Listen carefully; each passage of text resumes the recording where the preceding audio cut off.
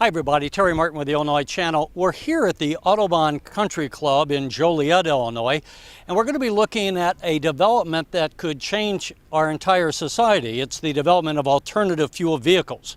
We're going to be talking to some of the experts in the development of both the electric car and the compressed natural gas vehicles that are being used not only for family cars, but increasingly for commercial fleets. It's just ahead on the Illinois Channel.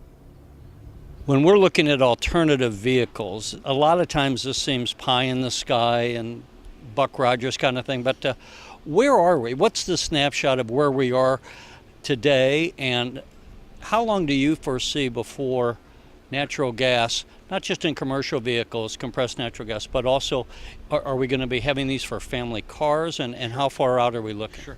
So a great question, and I think I think from a market development standpoint and where we're at as far as market share goes, if you look at all alternative fuels, we are still a very small piece of that puzzle, or that pie, so to speak. And I think what we're starting to see are in pockets, we're starting to see real gains. But I think from a overall market share, market segmentation of alternative fuels based relative to gasoline or diesel based powered vehicles, we've got a long way to go. And I think that's a good thing and a bad thing, all sort of rolled into one. The good thing is we're starting to see fantastic developments in technology, fantastic developments in fuel efficiency for those vehicles that are alternative fuel powered. But we've got a lot from the sort of the other side of that. We've still got a lot of work to do. We've got a lot of education to provide to folks. We've got to really do a good job of unifying that message, in that we're here, and I think that there is plenty of space for all alternative fuels to work effectively together to help remove some of that reliance on gasoline, diesel, sort of that foreign produced fuel that we rely so heavily upon. But I think, seeing this in a family-powered vehicle, I drive a compressed natural gas-powered Tahoe right now. So there are options out there if you're willing to sort of put in the time and effort. And I think that's what we're seeing. The early adopters are coming to market in droves. And what typically happens with the early adopting market, it's usually a 4 or 5 year lag behind an early adopter market. And so I think we can make the comparison to computers. Absolutely we can right. see Netflix, or people who are you're starting to see in the same piece the people eliminating or consuming their media on their computer now. They're watching news on the internet, that type of thing. I think we're in a very similar pace than we were maybe 3-4 years ago with that group. Let me ask you, what you say you're driving who's driving compressed natural gas now? Is it more commercial vehicles? It is. I think there's probably, you were mentioning commercial fleets out there that are both presently and plan to be. Yep. Talk about that, but since you mentioned you're driving a compressed family natural gas car for the family, how far can you go, and how is that drive compared to driving the cars that we grew up with? So I think to answer the where are we seeing natural gas being adopted in the on-road space, it's definitely happening at the fleet level, largely at the out and back type of fleet, the guy that leaves every morning and comes back to the same base every day. It's really a home run type of opportunity for that group. They are able to, they know their routes, they know where they're going on a daily basis, a little bit different than the guy who maybe picks up a load in Florida and drives it to St. Louis and then drives up the East Coast. So Charlie, who are driving and utilizing these vehicles today, and why are they buying them? Yeah, absolutely. Great question. And I think what we're starting to see are names that you maybe are familiar with. We're starting to see companies like UPS and Lowe's and Procter & Gamble, Central Freight, those types of companies that have long been delivering goods to American folks, making the switch to natural gas. And the reason they're doing it is the same reason that I drive a natural gas powered Chevy Tahoe. It's largely driven by economics. The other piece of this is the tailpipe emissions that are tied to this as well. So you've got a fuel that's much more efficient from a cost perspective. It's $2 a gallon versus gasoline, diesel prices, and then you've also got a fuel that's much cleaner at the tailpipe. So we're starting to see that kind of large-scale commitment from these large fleets that we see on a daily basis out on our roads and rely on delivering goods and services to us. So I think we'll start to see those types of fleets continue to make big investments. When you drive the family car, 2 questions. How is the cost compare? Well, 3. How's the cost compare? How's the drive compare? And how much of a problem is it for you to refuel? Yeah, great questions. So from a cost comparison, I did have an incremental cost of about $8,500 on the vehicle, but I'm making that back up in the miles I drive every day on natural gas. Paying $2.06 a gallon really helps sort of make up and recoup that cost. So if I keep the vehicle for 4 or 5 years, I come close to paying that back. As the way that it drives and performs, you know, I could get in the car and have given plenty of people rides that had no idea they were running on natural gas. I tell people all the time, it's remarkably unremarkable. And that's sort of the idea behind the fuel. It runs, it performs, it drives the same as what we've been accustomed to for a long time. And then the last piece of this is around the fueling infrastructure. You know, I've also have the ability that the car, I have the luxury of being able to switch between gasoline and natural gas. So I make every effort when possible and convenient to run on natural gas. If I can't get to natural gas or there isn't fueling where I'm heading, I can still drive my car on gasoline. So it really solves a lot of that chicken and egg conundrum that you hear so much about with natural gas and fueling infrastructure, that I can choose my fuel choice. Where in Illinois, I would imagine more in Chicagoland, or are there refueling stations now? And do you know what the plans are to roll out more?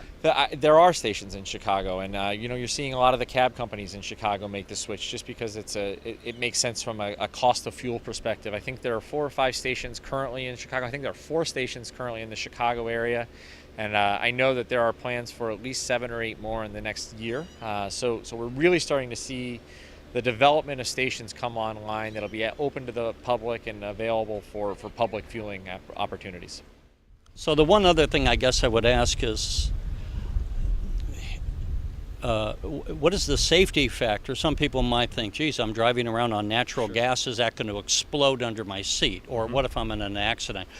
How concerned should we be as far as the security aspect? I think on the whole, natural gas is a safer fuel than traditional gasoline or diesel for a couple of reasons. One, it's got a very small ignition window. It's very hard to ignite natural gas from an explosion standpoint. The other component of this is natural gas is lighter than air. So if involved in an auto accident, instead of having a fuel that pools on the ground underneath your vehicle that's potentially ignitable, natural gas dissipates into the environment.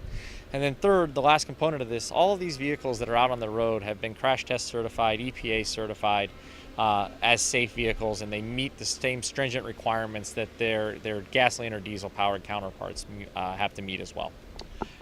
Okay, and the one last thing, and I'll let you go.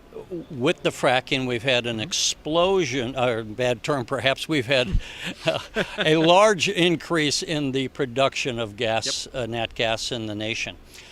Can we meet the demand if we have a large turnover of fleet vehicles from traditional petroleum-based gasoline to natural gas? Absolutely, without doubt. I think that it's really important to understand what our current reserves of natural gas are relative to what our current demand for natural gas is.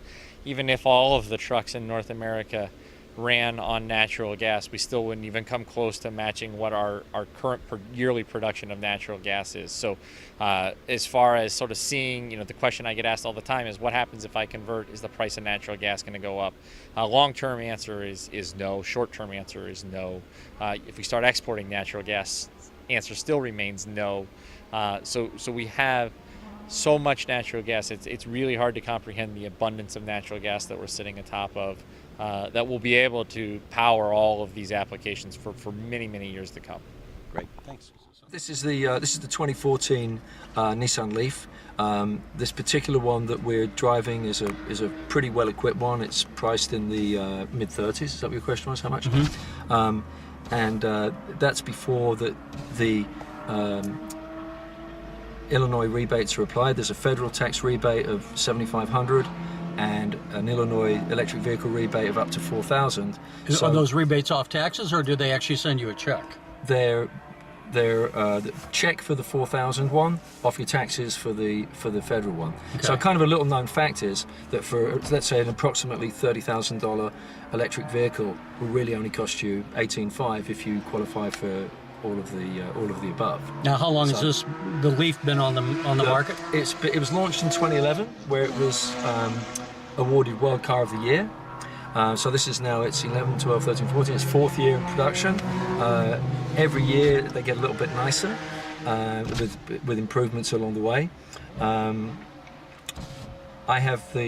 run a 3 franchise car dealership and have a huge selection of cars I can choose from.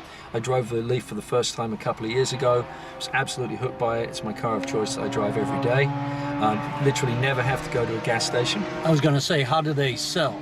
Oh, how do they sell? Yes. Well, they're selling well. They're starting to sell very well. The early adopters absolutely love them, and word of mouth is a very powerful medium for them. And it's starting to take off. I wouldn't say it's completely at its tipping point yet, but it's getting awfully close, as there's a greater understanding of both the environmental advantage of it, the economic advantage of it, because you literally never have to buy gas again. So whatever you spend monthly on gasoline, you now no longer have to spend. Do you know what one would typically spend? I know it's going to vary a bit, but on electricity? Yeah, I'll use an example. We have one of our master technicians leased the Leaf from us 2 years ago, and he recently posted on our Facebook page, actually, that he used to spend $200 a month on gasoline, and now he's spending about $20 a month extra on his electric bill. So it's a really insignificant amount. I only use my one at home occasionally. I can't tell, I divide between charging at work and home. I can't tell the difference on my electric bill at all. So really, when you get the 30,000 by itself, I think that's what you said. So the $30,000. Yeah. Is that the sticker price? There's a lot less. I was just taking the middle price one. You can if you take, say, a $27,000 Leaf. Go ahead and ask your question, please. Well, in other words, they're really not out of line cost-wise with the regular gas cars. No. At the moment, it's something of a well-kept secret, and I think it's a good news story that's worth spreading. And how far? What's the range on this vehicle? If you look, it's showing a range of 91 miles at the moment. So give it a little bit of power. Hit it. Okay. And now I'm going to take the eco mode off. And now, what do you think of that? Yeah, it picks up well. So quick, getting right? on the highway is not a problem. It's a complete non-issue. It's a non-issue, whether you're in the regular mode or the eco mode. Of course, it's probably obvious that the eco mode will give you a longer range. If I'm driving on, I was going to say, the highway miles, the highway speeds, am I going to be getting less distance than I would? Yes, you will. The faster you drive, the harder you drive, the lower the range. The shorter the range on that. But what you find is that I'm generally somebody that's got a pretty heavy foot. You find that you kind of rise to the challenge of seeing how many eco trees you can grow over here on the top part of the dash. So there's enough power for almost. I've never heard of anybody complain about it being underpowered. Illinois has got the second biggest network of charging stations behind California. At our dealership, we've installed a fast charging station where you can charge it between 15 minutes and 30 minutes. And typically, what kind of range would one have miles on a full charge? About what we show here, 80 to 90. This is fully charged. I see. Yeah. And that's how many more miles. That's how many more miles you've got. Yeah. Now, there's the navigation system over here has got the option for you to. It won't actually show what. If you just stop for a second, if you would, please. Just brake. There's an option that will show if I can find it, the available charging stations along your route. So if you hit that, it will tell you where the local charging stations are. You can also show it to the nearest to your destination, and so you can always know exactly where the nearest station is. There.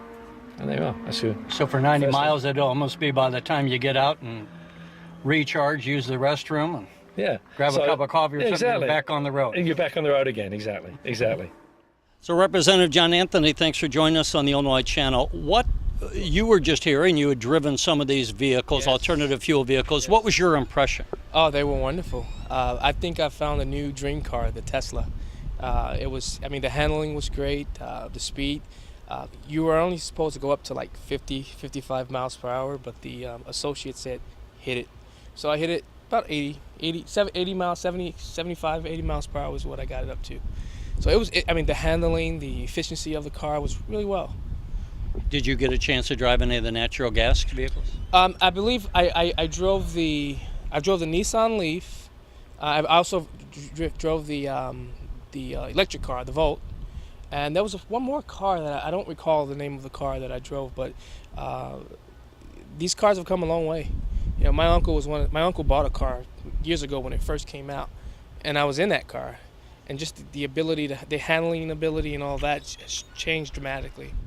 You know, as a state representative, are there any implications do you see for the state, for the way dollars are spent? I'm thinking in terms of, let's say, just something like the Illinois State Police. Have you gotten any ideas about what you see in the alternative fuels and how that might be utilized within the state? Well, when you talk about the state police, I think at this time, I think it would be kind of hard to do something like that, because let's say they're out on a call and the car dies on them. Having the ability to just charge it up somewhere, I don't think they have enough places to have that happen yet. I do believe that the Nissan Leaf, I do believe that the governor has contracted some of those cars, and when you look at the Zip cars that are out there that you're able to use in Springfield and even in the Chicago area, so I think the affordability of it becomes the question. Are these affordable? When you look at it as far as building the charging stations, I think those are a lot of the things that we have to look at when it comes time to, is this something that the state can take on? Okay, any other thoughts, Sahand? The Tesla is dreamy. Thank you so much. So it's a Tesla Model S. It's actually the 85 kilowatt hour battery. So that's the bigger battery that we offer. So we have a base model, which is still the S, but it's a 60 kilowatt hour battery. And then behind us we have the P85 Performance in the bigger battery. And it's electric, 100% electric. Range you should expect on the smaller battery, 200 to 230 miles. Bigger battery, 260 to 300 miles on a full charge. And you're good to go. Plug into your garage, that's about it. So, what's the price? Base price, $71,000. And then bigger battery, $81,000. And then the performance model gets up around $93,000. So you get some tax incentives though, so pretty nice. Federal government give you $7,500 federal tax credit. And then the state, actually you apply for it, it'll give you $4,000. Actually just send you a check when you apply for it. So $11,500 total comes back to you after you take delivery. So, and then you save a good amount of money just on fuel costs alone. How many people can be in this vehicle? Yeah, so it's 5 plus 2 seating. So 5 full-sized adults, and then we also have a rear-facing child seat option. So 35 to 75-pound kids could actually sit in the trunk right here. So I could show you where that would be here. This actually just opens up. You'd remove this. Seats would fold all the way up, connect to the rear seats here, and then the kids' feet can actually dangle down right here. So they get to look out the back and wave to cars behind them. So it does have a fair amount of storage space back here. Plenty of space, yep. This is actually just the rear trunk. We have a whole front trunk as well, so that's around the front here. And because you don't, where's the engine, for lack of a better word? Yeah, so it's an electric motor, and it's actually in line with the rear axle. So you'd be able to see it right here. It's right about there. There's an electric motor, inverter on the other side, and then a gearbox in between. It's interesting, it's only one gear though, so no shifting, just continuous motion. I say it's either going faster or it's going slower.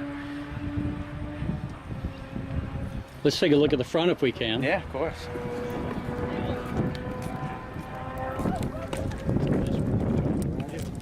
Well, all right. So this is the front trunk. So just a little extra storage space here. So it actually goes back a little bit in there. Nice place to store some more things. I also like to say that it's a safety feature. This is all crumple zone in a front collision. You saw the full-size rear trunk there too. Lots of crumple zones. That's why we have a 5-star crash safety rating in all categories. So one of the safest cars on the road right now. So crumple zones definitely help with that. How fast does it go? Top speed of our performance model is about 130 miles per hour. Base model goes about 120. What's real impressive is the torque that you have, really at all times. 0 to 60 in the base model is about 5.9 seconds. 0 to 60 in the performance model we've been driving, 4.2 seconds. Okay, so what do we have here along the bottom screen? Of course. So you have your controls, which are in the bottom left corner here. So that brings up all your different controls, locks and unlocks. Your trunks, your charge ports, all controlled there. Lights, headlights, all of that good stuff, all just right here. Touch of a button, turns them on, shows that they're on there too. And then you also have the sunroof that's controlled up here as well. So this is easily just sliding it. Just slide just like that, close it, and then the sunroof is closing above us here. So, this is an option, all glass panoramic roof. So all see-through, heavily tinted though, but it is a very nice option, one of my favorites. And we can come back to the screen here. You can show you're still across the bottom here. You're looking at the climate controls. Push of a button here will turn them on. You can just slide it then. So as you see, most things are just a touch or two away. So closing it down, just touch there. Turning it off, touch there. And then you have heated seat is across the bottom here too, so right here. And then your volume is always going to be on the bottom here, just turning it up just like that, and that's it. Very cool. And then this is all just the controls. I mean, I could go into a lot more here. If I push the X in the top left corner of this one too, you have your apps, 6 apps across the top. So on the top here is actually the navigation system showing all our infrastructure of supercharging stations, and on the bottom screen is actually our camera, rear-facing camera right on the trunk there. You can leave it on at all times. I actually prefer to drive that way. I use it as a better rear view mirror. Yeah, it really gives you a lot more full screen, and as well as on what's coming up on the side of the car. Exactly right. Yeah, it's an It's HD almost like a camera. combination of rear view mirror and side view mirrors. Yes, you're exactly right, and that's because it's a fisheye lens. Really make sure that you can see just about anything and everything that's behind you there. And the back seat seems to be pretty roomy. You got plenty of space back there, actually. So nothing running through the bottom of the car. A So lot of leg room for the people in the back seat, probably about 14 inches. Some of these cars you only get about 5 or 6, it seems like. right. Yeah, we definitely wanted it to be practical for anyone and everyone. So you wanted to be able to fit full-size adults in the back. So can be done. What kind of response do you get from people who buy it after they've owned it for 6 months or so? Yeah, it's actually been great. Working at the store, you have people that are brand new to the company, have never even heard about it, don't even know it's electric. They come in and ask questions about it. And then we have owners that come back who've owned it for 6 months to a year, and they come back and talk about their experience with it, any kind of difficulties that they've overcome, how they've overcome those, also just their experience with it. It's been so positive. It's been absolutely, it's great. It's one of my favorite things to have the owners come in, talk about their experience and how great it's been. And that's been our goal of the store. We actually have seats there. We make coffee for the owners. They can come in, ask us questions if they had any questions about the touchscreen, or they've noticed this, is there another way they can do it? Or we actually have owners that come in and like to joke and say that the miles per gallon that it get is horrible. But because it really doesn't get miles per gallon as what we're used to having. So. Do we know, because electric cars are so new, we might say that a traditional car would be driven 200,000 miles. Do we know how far an electric car can be driven? When it comes to miles, we don't have a number right now. What we have is, or at least what we can go off of, is our warranties. So our battery actually has its own standalone warranty. It's different from the bumper-to-bumper warranty. The smaller battery, it's an 8-year warranty. It's 125,000 miles. So we are guaranteeing that battery is going to last you, and guaranteeing it for 125,000 miles. So we're in the bigger battery here. It's also 8 years. It's unlimited miles though. So we're pretty much saying drive the car as much as you would like within those 8 years, and it's going to be guaranteed by Tesla. So that's a pretty strong guarantee. I know if you're looking for a specific number of miles, we do not have that right now, but we can at least say from what we guarantee as a company. And the battery, when it needs to be replaced, do we know what the cost would be to replace it?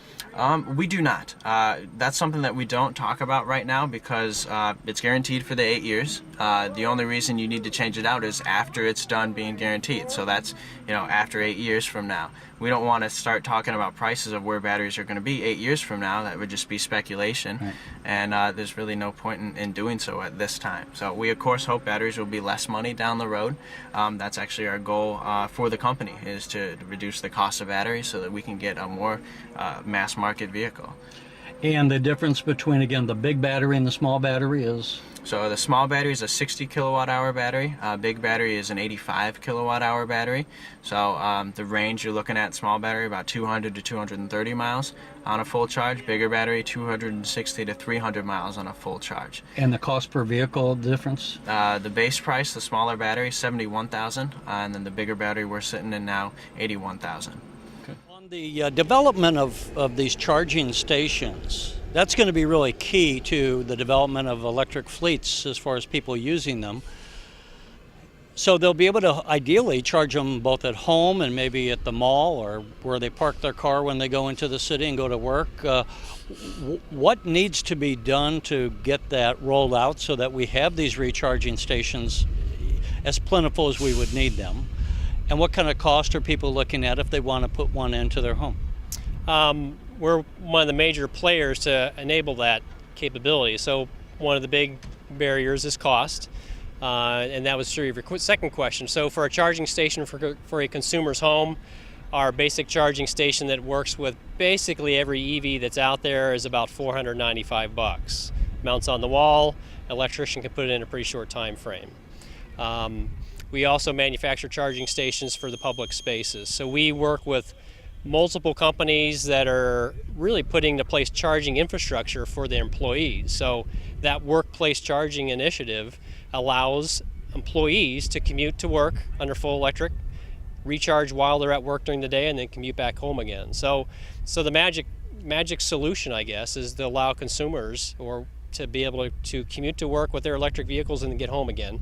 And part of that is putting in charging infrastructure in their homes or their schools. And we're seeing a lot of that right now.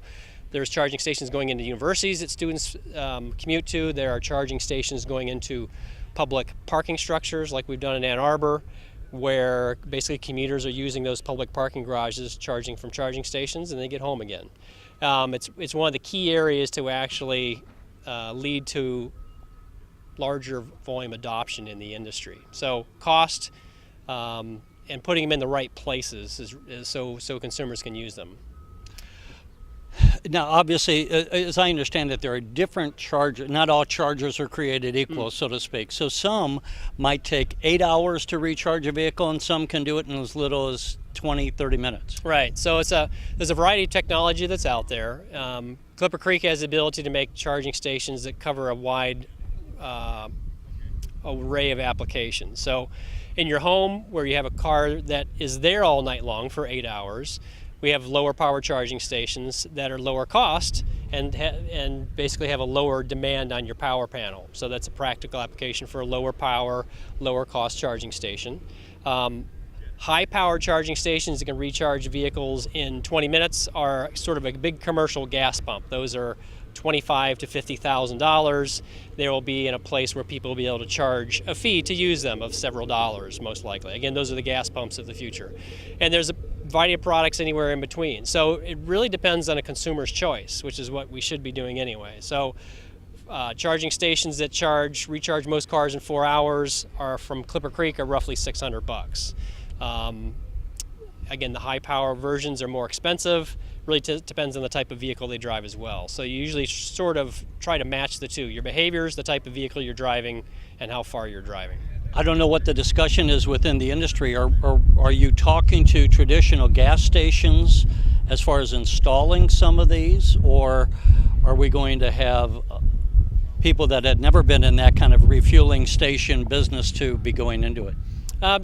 It's really changing. The gas station model is not very applicable to electric vehicles because most consumers charge at home during the night, and the next step is for those consumers to charge at work during the day. Charging stations that charge the vehicle quickly, maybe at gas stations, they're probably going to be more applicable places like Starbucks, where you could plug in your car, go in for 30 minutes and have a cup of coffee, you come back out and your car is recharged. So it will be different. It's not necessarily going to be at gas stations. It'll be at different places. Tesla, as an example, is putting fast charging stations into lots of malls. So you plug your car in, you go in and shop for an hour, you come back out and the car is completely recharged. And in Tesla's cases, they do that at no fee to the Tesla driver. So the model is changing pretty dramatically in the industry. It's not going to be like it has been in the past. How long has the company been around, and what kind of demand is there for the business growth? Clipper Creek's been in the EV charging business since the 90s, at least the principles of Clipper Creek. In that time period, we were doing EV charging for BMW and some of the first generation of vehicles. The industry sort of went into hibernation around 2000, reawakened in the mid-2000s, where we started supplying products for the Tesla Roadster, BMW Mini E, and some of the first generation electric cars. The growth is pretty dramatic. I think our sales have more than doubled from last year, and we see a pretty good growth. It's a challenging market because it is new. It's new technology. It's a new consumer product. So it's some months it's up, some months it's down, but we generally see a pretty strong trend, and we see a very strong enthusiasm in customers accepting these products. When they get their hands on it, they're thrilled with the product. So you see what the future will be. It's just a matter of how fast do we get there. And I would say that for the history of vehicles, that this technology change has happened extremely quickly for as complex and as inbred, I guess, as vehicles are in society. The vehicle's changing pretty dramatically. I was going to say, the interesting thing, and I think one of the points of this story is that I think people have kind of heard about the electric cars, or perhaps they've heard about some of the compressed gas, natural gas cars. Relative to alternative fuel vehicles, I don't think that they necessarily appreciate how fast this transition is actually happening. It's not something in the future, it's happening today, and yet it's going to be ramping up, from what we can tell, fairly rapidly, which is, I mean, on one hand, what you were saying, and Right. and you're part of that infrastructure. It's a whole infrastructure that has to be developed, somebody making the cars, someone else making the recharging stations. That's correct, and they're coming together, and it's a change of where we get the energy for these vehicles, and it's going to be, it's changing dramatically. The vehicles are actually better as an electric car. They perform better. They're faster, they're quieter, they're clean, they're less expensive to run. So again, as a consumer product, it's a better vehicle. The early parts of the industry, some of the major manufacturers are basically making the cars to comply with regulations for certain states. They now see that consumers actually like the technology, and you see companies like BMW with the new i3, they're building a car that's not necessarily out there just to satisfy an emissions standard or regulation. They're launching that car across the nation because they know that their customers are going to want them, and they'll put a lot of investment in the marketing of that vehicle. And I think that vehicle in this year will be something that actually bumps the industry a little higher, because they're going to put a lot of marketing dollars into electric vehicle technology, where perhaps some of the other OEMs have not invested so much in it because they were sort of forced to provide the products. But that's changing the market over the course of 2 years. Do you serve just the Midwest, or are you nationwide? I serve the Midwest for general customers, but I also work with some of our large customer fleets. So we're a manufacturer of charging stations for Federal Express, for UPS, for Frito-Lay, as an example. They have actually some of the largest electric truck fleets in the nation. So they have several hundred vehicles across their fleets that they're delivering packages every day in the city of Chicago, for example. They work, they love them. It's a new type of vehicle for them, and they're starting to see the benefits of it. Reduced cost of maintenance and all that stuff comes along for the ride. So I deal with that client base all across the nation, which takes us into all kinds of other wild kind of projects as well. I know it's not your expertise, but do you hear secondhand? Do they share with you the kind of monies that maybe running a fleet of delivery vehicles they're saving? Yeah, we had a presentation we sat through where the fleet manager from Frito-Lay in the Northeast was speaking. He said, and I quote, they are saving 70% R&A, which is the repair and servicing of their electric truck fleets, a pretty dramatic savings. So 70% lower cost to operate those electric trucks compared to their combustion engine trucks. So pretty dramatic, and that's some of the first that we've actually heard those big fleets talk about their results. How about fuel costs? Have they talked about that? I don't know the details of that. So I believe that goes into their 70% savings, to be honest with you. And that comes from putting the vehicles in the right routes. So they're getting smarter about where they put the vehicles so that they are successful, versus just throwing them out there and seeing if they'll be successful. The science of fleets and how far you drive the truck and elevations, that's all part of efficiency that these big fleet operators are building into how they operate their vehicles, whether it's gasoline or CNG or electric. So they're getting smarter, so they know where to put the vehicles so they work correctly. Lastly, there may or may not be an issue here, but is there any legislation either at the state level or at the federal level that needs to be done to help the industry grow? Yeah, it's actually in progress. It's a lot, some for EV charging infrastructure. Last year, some federal tax incentives expired, so there's talk about renewing those. State by state, though, there are many initiatives in place all over the nation where state by state they're putting in either grants or tax rebates or whatever for vehicles, and then also for charging infrastructure. So that's sort of ongoing. To move the industry forward, the tax incentives always help. The cost of the electric commercial vehicles are coming down dramatically, so hopefully that assistance will go away. Oh, and I meant to ask one last. When you were talking about charging, you go into the mall or Starbucks or whatever, is it one car per charging station, or can one charging station do a multitude of cars? It depends on the product, but we have charging stations where two of them sit on top of one pedestal. There are charging stations on the market which have two charging cords. And also you'll notice in some places where people commute every day, there's sort of a community and they will go out at lunchtime and allow each other to switch the charging cable from one car to the next. They'll cooperate for the most part. It's early in the game, so in some cases there have only been a couple stations put in, and then there becomes more cars than stations, but then the installer needs to put some more in. So it's sort of what comes first, the vehicles or the charging stations, and they will grow together for the most part. When they put them in the right places, they know they have more demand, they'll add stations to support the demand. And we're seeing that today with, again, the products we put into Ann Arbor, Michigan. They're adding new stations to a parking garage because they know the stations are basically full every day. So it's a natural growth of the industry. You're watching the Illinois Channel, an independent nonprofit corporation formed to provide gavel-to-gavel coverage of Illinois state government and other public affairs events taking place across Illinois.